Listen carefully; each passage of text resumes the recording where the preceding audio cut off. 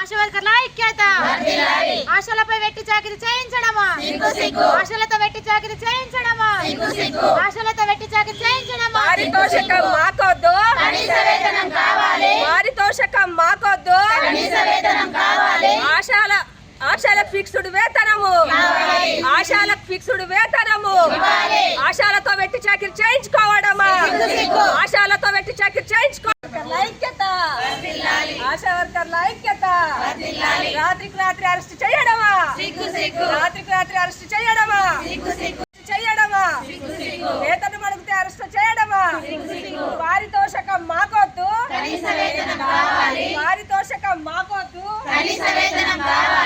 ఆశా వర్కర్ల ఐక్యత ఆశా వర్కర్ల ఐక్యత పారితోషికం మాకొద్దు పారితోషికం మాకొద్దు ఆశాలతో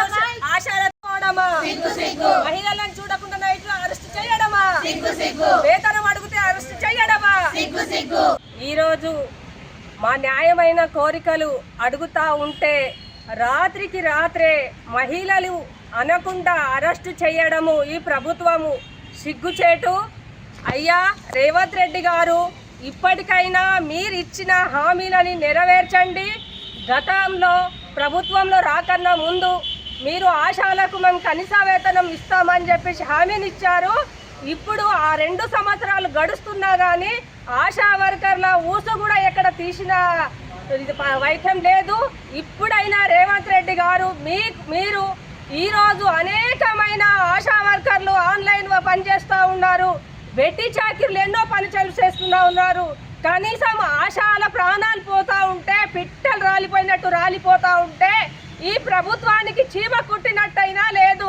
అయ్యా రేవంత్ రెడ్డి గారు, ఆశ ఒక చనిపోయి ఆ పిల్లలు రోడ్డున పడి ఉంటే ఆ పిల్లలకు ముద్దలు అన్న పెట్టే వాళ్ళు కూడా దిక్కులేని పరిస్థితి ఉంది. మట్టి ఖర్చులకు కూడా లేదు. ఆన్లైన్ వరకు అనేకమైన సమస్యలని ఆశాలను తీసుకొచ్చి హార్ట్ అటాక్ వచ్చి చనిపోయే పరిస్థితి వస్తుంది. ఇప్పటికైనా ఆడబిడ్డలు అని చెప్పేసి పెద్ద మాట్లాడతారు కదా. 2 సంవత్సరాలు గడుస్తున్నా ఆశా వర్కర్లు నీకు కంటికి కనబడట్లేదా? ఈరోజు చలో హైదరాబాద్ అంటా ఉంటే రాత్రికి రాత్రే పోలీసులను ఇచ్చి ఇంటి చుట్టూ కాపలా పెట్టి నువ్వు అరెస్ట్ చేస్తున్నావు.